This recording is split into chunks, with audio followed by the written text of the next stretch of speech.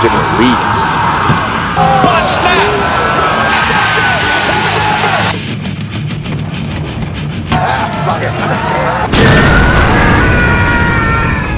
Halloween is this week. The leaves are getting crunchy and there's a chill in the air.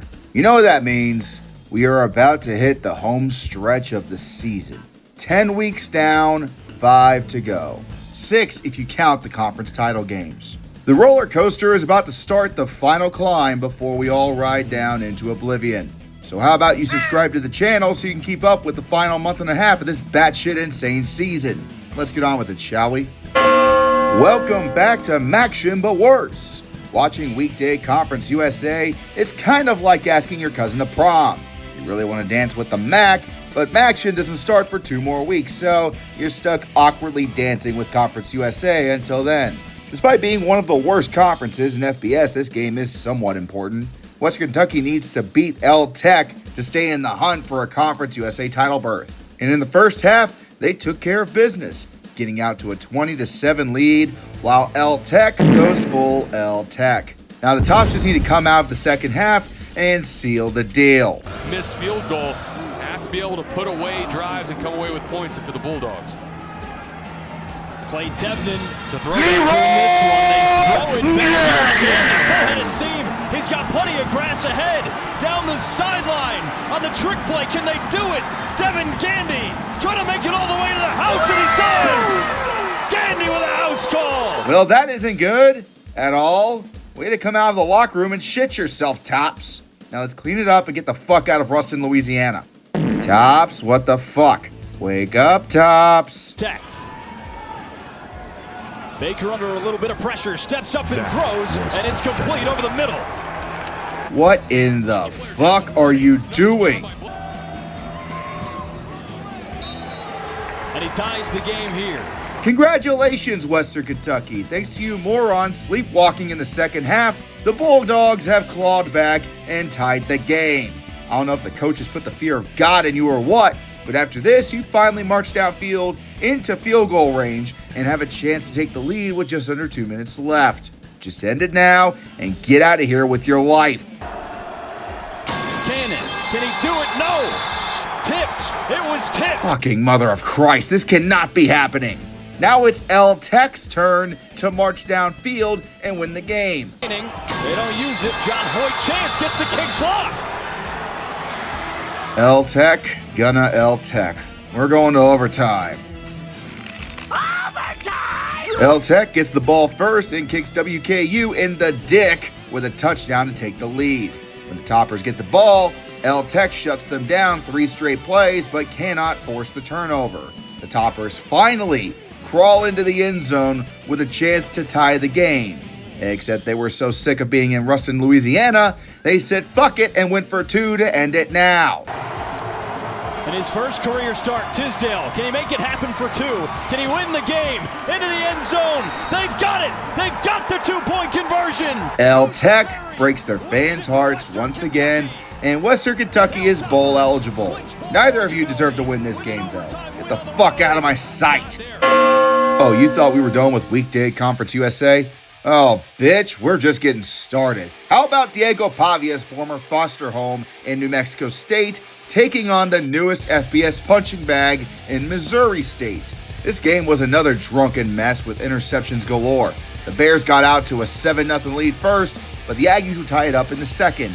They did have a chance to take a 10-7 lead late in the second, but the field goal was blocked. After New Mexico threw 2 more picks on 2 straight drives, Missouri State would march downfield to take a 14-7 lead. New Mexico State says, okay, you know what, we're not going to throw another pick, and decides that they would rather turn the ball over on downs. Hey, at least it saves the quarterback's throwing arm, right? Missouri State takes advantage of the stupidity and kicks a field goal to lead 17-7. The Bears had a chance to maybe ice this fucker up, but your running back ate too much popcorn on the sideline and fumbled the fucking ball inside the 5-yard line. What the fuck? Are you playing North Carolina Simulator right now? Of course, the Aggies did nothing with this opportunity, but eventually they get it together to kick a field goal late in the 4th, and then tie it with a touchdown because the Bears went completely limp on offense. Missouri State does get it together long enough to drive into field goal range, but more weeknight overtime. Yay. Mr. Krabs, I want to go to bed! Missouri State was able to find the end zone in the first overtime and take the lead 24-17. New Mexico State would have the chance to tie things up, but rolled a fucking 1. This is why Las Cruces cannot have nice things.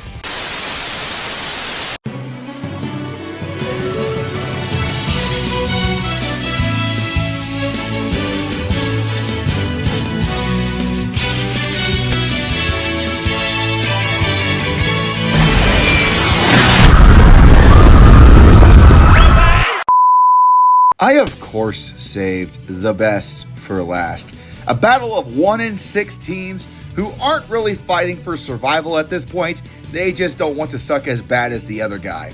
A whopping 18,000 people bought tickets for the game, yet it looks like only about 3,000 made it. Playing the Atlantic traffic. That's definitely the only reason, right? They missed a hell of a first quarter. How about a combined 35 points between the two teams? It was like watching the Battle of Midway. Actually, let me correct the title of this week's Sickos Bowl. It is now Sickos Bowl 3, the Battle of Mid. 5 straight touchdowns in the first quarter. It was at this point that we go from an offensive shootout to full fucking stupid as both teams traded missed field goals to end the half. Third quarter was less stupid, but more boring with just a field goal from Georgia State. But that field goal would kick off a 17-point run from the Panthers, who jumped out to a 31-28 lead. The Jags finally realized the game was slipping away from them and marched downfield to kick a field goal, tying it up at 31. Georgia State still has the momentum, though, and plenty of time to take the lead late in the 4th. To let them know that the hard work is paying off.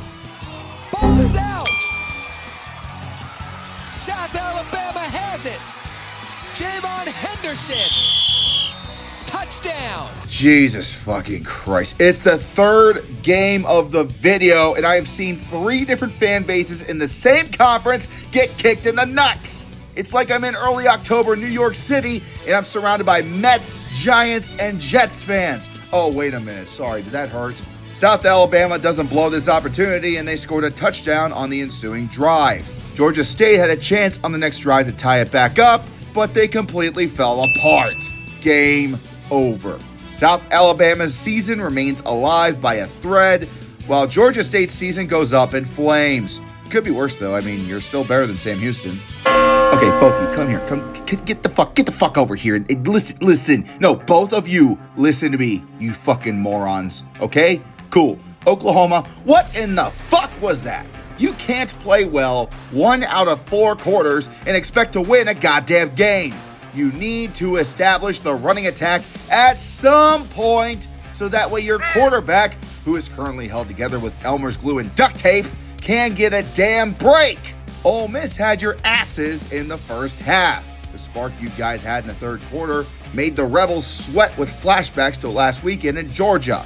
But unlike the Dogs, the Sooners didn't have a high-power offense that would pull away or a defense that could shut down Trinidad Shameless. Instead, Zatanga fumbles the fucking ball, Mateer falls apart like wet toilet paper, and the Palace on the Prairie witnesses another ugly, ugly loss. Don't think you're getting away from me, Ole Miss. You can call that comeback in the 4th quarter an improvement from last week till you're blue in the face, but it's bullshit like that makes me believe you really are the Penn State of the SEC when they had James Franklin, at least.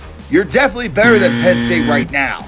That said, to win in the playoffs, you need to be able to stay consistent in all 4 quarters, not fall apart, and hope that Shameless bails your asses out before it's too late. Yeah, you won the game. That was a foregone conclusion. It's how you won that should make Rebel fans sweat like a pig in summertime. As expected, this ended up being a great game. 2 teams coming in to fight for not only a conference championship berth, but at this point, a playoff spot is very much on the line.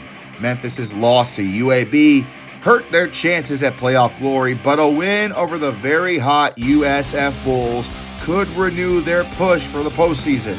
Meanwhile, South Florida has been on a roll, taking out then unbeaten North Texas a couple weeks ago to separate themselves from the pack. One of the things they haven't been able to do too well, though, is limit turnovers, and that showed itself again with Memphis picking the ball off of Byron Brown and getting on the board first with a touchdown. The Bulls were now very angry and would punish Memphis severely, with 21 points unanswered and taking the lead 21-7. Memphis would manage a touchdown late in the second, but it was still all Bulls going into the half at 24-14. South Florida would then, eventually, after a turnover on downs and a missed Memphis field goal, score another touchdown. I figured this was over, and I turned the channel to watch Virginia and North Carolina throw turds at each other for about 30 minutes.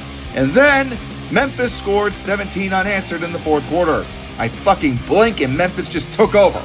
The South Florida offense completely vanished into thin air as quarterback Brandon Lewis rose to the occasion for the Tigers on 3 straight drives.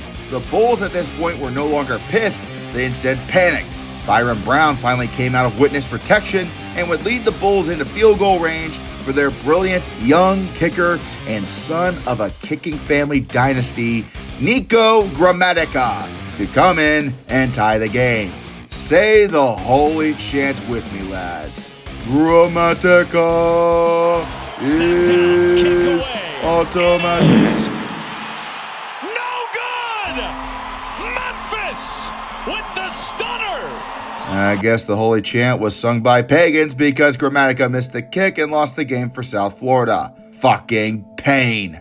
With South Florida now at 2 losses, the hope for a playoff berth has evaporated into thin air. Memphis is still alive and now has opened Pandora's box in the race for the group of 6 playoff spot. It's a battle royale at this point, and no one knows who's gonna win it. Oh yeah, I did mention this game, didn't I? Well, do you like punting? You must have loved this game then. The punters were deployed a total of 15 times between the 2 teams throughout the game. I know it's called the South Soldis rivalry, but you 2 didn't have to imitate old men mud wrestling over a fucking peppermint.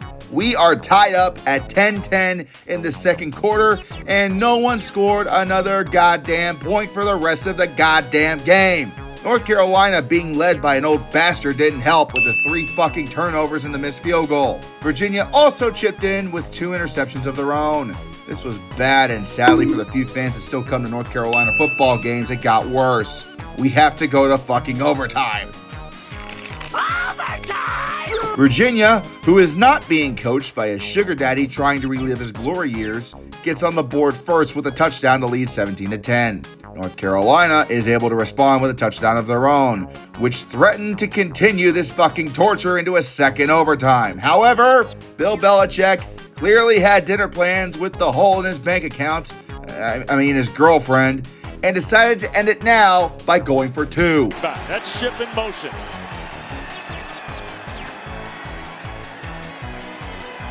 Snap, Lopez to his left, throws, it's caught, and Hall did not get in. And you stupid.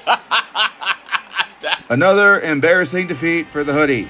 Not that it matters anymore. His embarrassment at this point makes me think he would have been better off actually taking that coaching job with the Jets rather than going to New England back in the 90s. Just stop, Bill. You're embarrassing yourself. A second overtime. But he doesn't miss here. The first points of 17 consecutive kicks. This one from 38. And we're tied. 5-man rush. Tipped ball. Intercepted.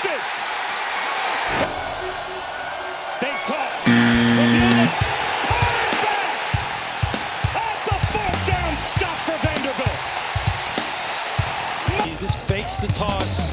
You see the left leg. It just gets trapped underneath as the defensive tackle. Oh no, there's a man down. An air cast on his leg. 29 yards out.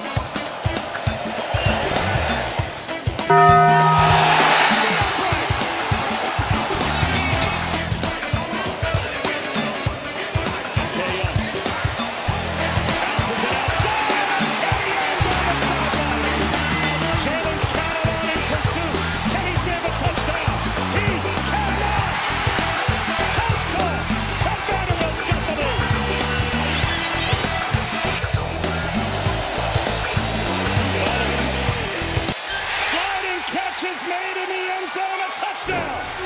Jude James, the tight end. Blitz. Sailors at the mesh point. The ball was taken away. C.J. Hurd on a blitz. I think he's got the football. Avia keeps it. Avia shoots. He scores. Sailors. Now this could be the last play. To the end zone. At the goal line, is it caught? No, incomplete. That'll end the game.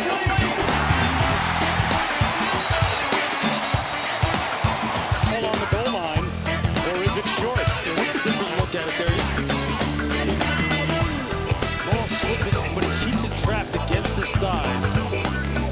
The other angle looked like that. The Utah game last week was a statement. This game was the exclamation point. BYU had their hands full and then some against Corn Country's Angry Twisters. With Iowa State running out to a 17-7 lead, it had seemed that after a few weeks of flailing around, Rocco Becht and company had finally gotten it together. But then, the second quarter happened.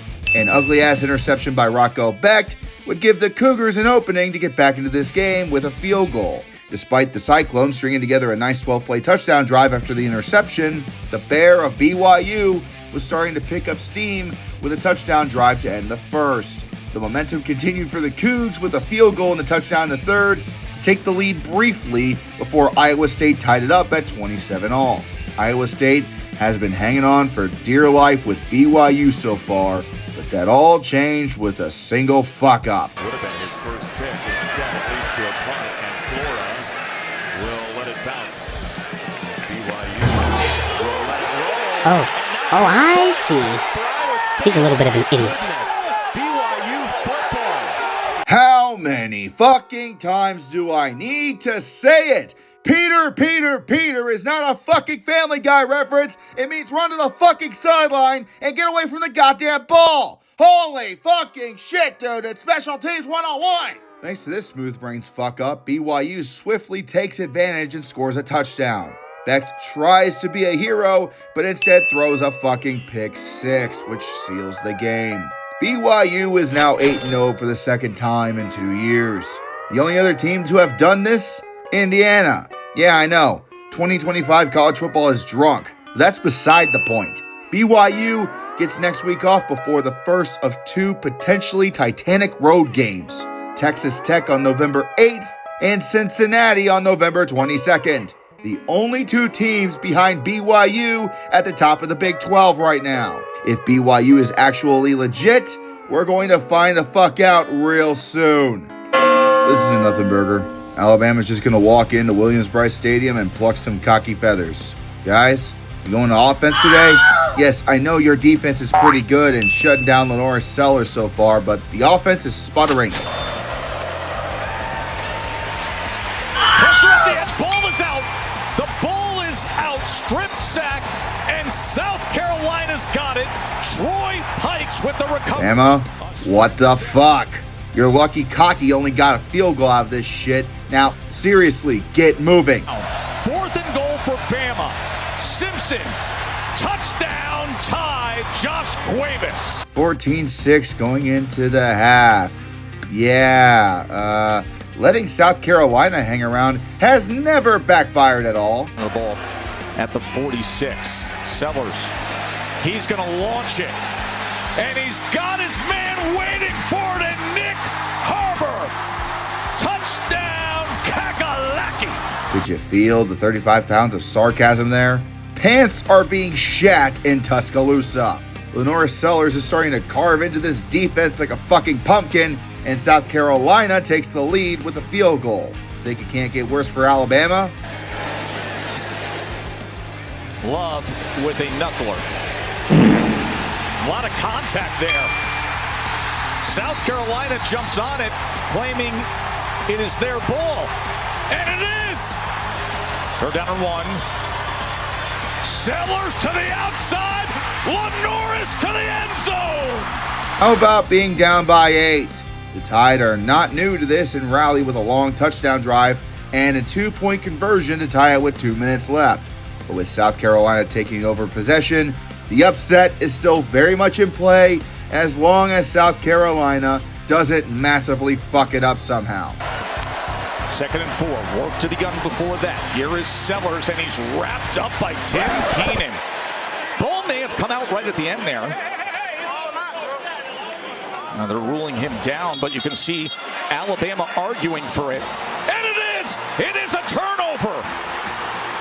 You guys always blow it at the worst possible time. I was 5 minutes away from having to drag Cletus and Jimbo out of their outhouses and make Dixieland destruction, but instead, I'm just frustrated by how fucking terrible South Carolina is in the clutch.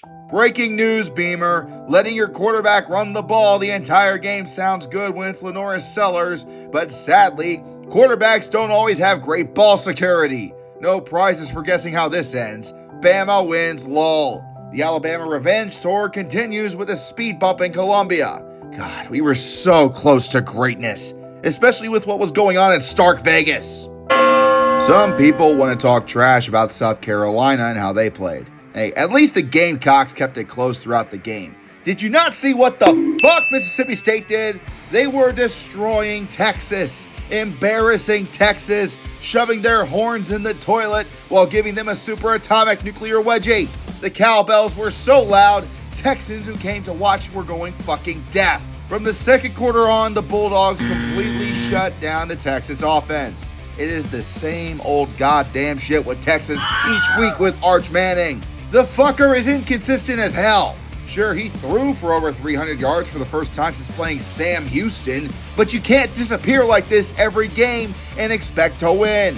It was 38-21 Mississippi State with 12 minutes to go in the fourth. Looks like all is well and we're going to party in Stark Vegas tonight, right? Ladies and gentlemen of the jury, allow me to show evidence of Mississippi State's crimes against football. Exhibit A. 9:41 left. Manning had trouble with that snap. Launches towards the end zone, and it is caught. That's a touchdown for Emmett Mosley. Exhibit B. And it's a one-possession game. And finally, Exhibit C. Dangerous punt returner is back there, and another bomb by Bulliam, and Niblett's back near the 23. Gets the sideline. Niblett! He's gone! Touchdown, Texas! You count the touchdown at the start of the fourth quarter, the Bulldogs allowed 24 points in the fourth quarter. 24. What in the flying fuck happened to your defense? Did Arch Manning have a sip of Uncle Peyton's secret stuff at the start of the quarter or something? Once again in this fucking video, we're sadly gonna have to go to overtime. No, I'm not playing SpongeBob again. That shit's getting old. Give me something else. It's time to stop! It's time to stop, okay? No more! Where the fuck are your parents? Who are your parents? I'm gonna call Child Protective Services. It's time to stop! Alright, Arch. Time to go and lead Texas to victory for the first time. Arch, you're okay, right? Nope, he's cooked. Time to see who the backup is. Wait a minute. Matt Caldwell? Troy's old quarterback? Well, horns down, folks. It's over. It is caught by Mosley, but out of bounds. On Diego Brumfield. Holy shit. Players under video review. Timeout. They will look at this again. Now, is that left foot down? After video review, the ruling is touchdown. Never mind, the horns are fully erect. This was the dagger as Mississippi State quickly crashes the car on the following drive. Texas's magic pixie dust of bullshit saves them from an early grave this season. I find it horrifically ironic that the moment Arch left the game, Texas won. I hope he's okay and is able to play next week. Texas remains alive, but by a thread. And now, it is time once again for the fastest 3 minutes in college football. You know what it is. It's rapid fire. Hey, look, it's Michigan Light. You won a game? Congratulations! Let's all gather at the pissing wall to celebrate this victory. Cal fucking Cowed again. What else is new? The beatings will continue until morale improves. Wait a minute, this isn't Ohio State. You only put up 21 points on whiskey? What the fuck, guys? You blew your whole load on Rutgers? A ranked team got blown out and no one is talking about it? Oh, it was Illinois? You know what? Fair. Alright, fine, you're legit now. Sorry for pissing you fuckers off. When fans are saying dumb shit like this, you know it's bad in Spartyville. Lost it. Nobody there except Nitro Tuggle. I like trains. Got it in the air. He catches it, and then he fumbles it, and it's recovered by Rutgers. I mean, I guess it's better than always losing close games, but maybe stop trying to kill your fans for a minute. 3. This would be for the win if he can hit it. Snap. Hold. Kick. Did he get it? Did he? Did he? He did! And unbelievably, Wake Forest has won the game at the buzzer! What the fuck? You lost to the Demon Deacons? Did you have a stroke or some shit? I see the Jayhawks have reverted back to the same old bullshit. Typical. How in the fucking fuck did you lose to Kent State? Are the $50 Pudge t-shirts not enough motivation for your sorry asses? Yeah, you won, but you were down 21-10 at the half. Shouldn't even be keeping it that close with the Hawks to begin with. You lost to Akron. You nearly lost to UMass last week as well. Delete your program. Ha! You lost to Food. The Hawkeyes scored 41 on Minnesota. Did hell freeze over? Bow before the new Yinzer Lord, Mason fucking Heinschel. Captain! Aye, aye, sir. You see that football team over there? Aye, aye, sir. I don't wanna. Aye, aye, sir. We're moving that team over there. Horvath, ball hand. He keeps it, and he stays it. Are you serious? Congrats, you beat Tulsa by a point. What do you want, a cookie? Get out. The Utes unloaded a generational ass whipping on Colorado. God damn, it really sucks losing to your rival, eh? And now, the final game. Dear fucking Lord, was there a minister in the A&M locker room? Because some demons were purged here. A&M started off hot with a big Marcel Reed run from the 41, but the Tigers put up a fight early with a blocked punt that bounced out of the end zone for a safety, as well as 2 interceptions that had LSU leading at the half. Cases of battered Aggie syndrome flared up all across the Lone Star State, and the world even, as it seemed like the return of the annual Aggie roller coaster was happening right on schedule, and 8-4 was upon us all once more. However, just like we've seen this year with some other good teams in the SEC like Georgia, Alabama, Vanderbilt, good coaches teach their teams to adjust to adversity. And this is where Mike Elko has proved he is shaping up to be R.C. Slocum 2.0. A&M came out of the halftime break and marched down the field to retake the lead, while LSU's offense stalled out in their next drive. Casey Concepcion put on a clinic in this game with a touchdown reception as well as a house call that broke the game wide open. All Brian Kelly could do was break his headset and cry while the Tigers only put up 19 yards of offense in the third, turning the supposedly most difficult place to play in college football at night into a fucking library.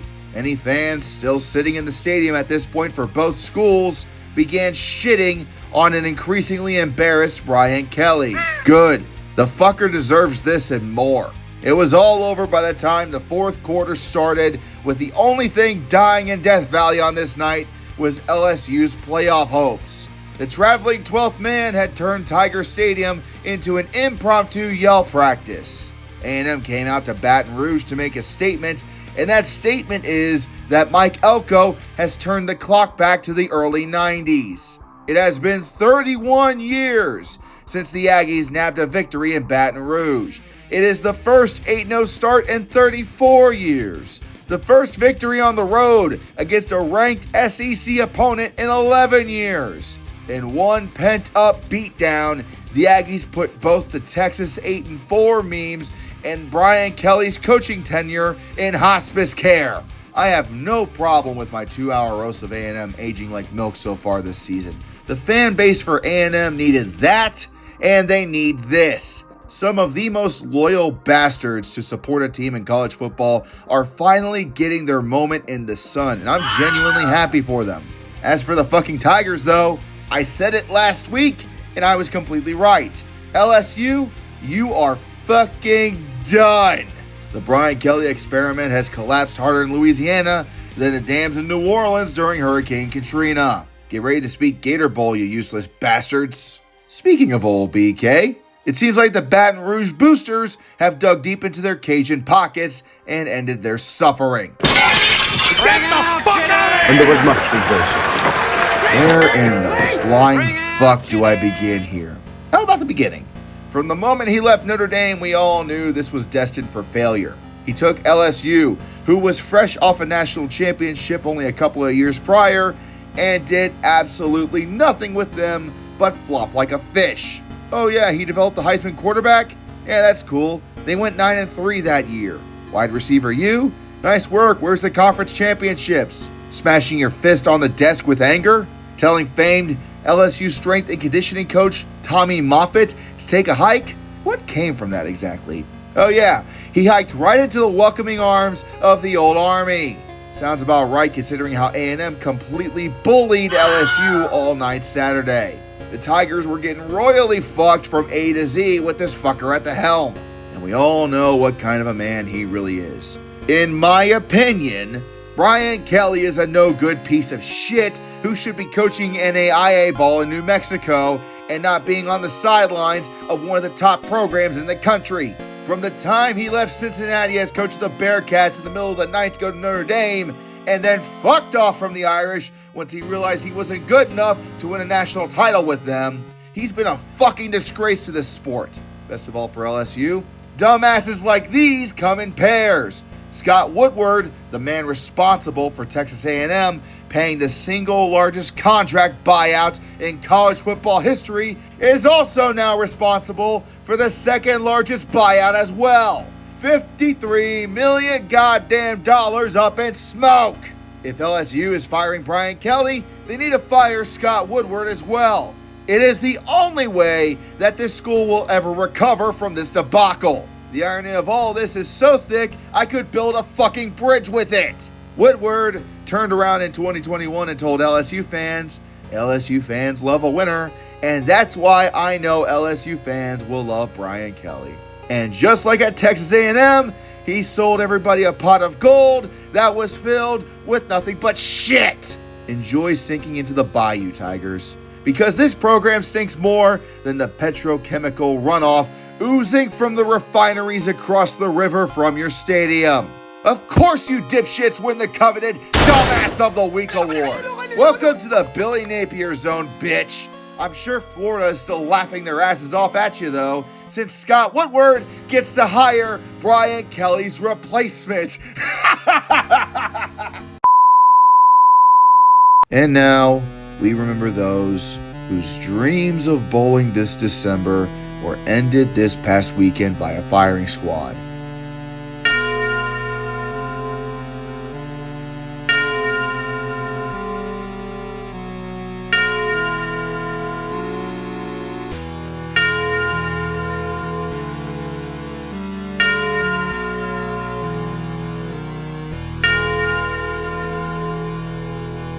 May the harvest of the recruits and transfers be fruitful and the NIL money bountiful.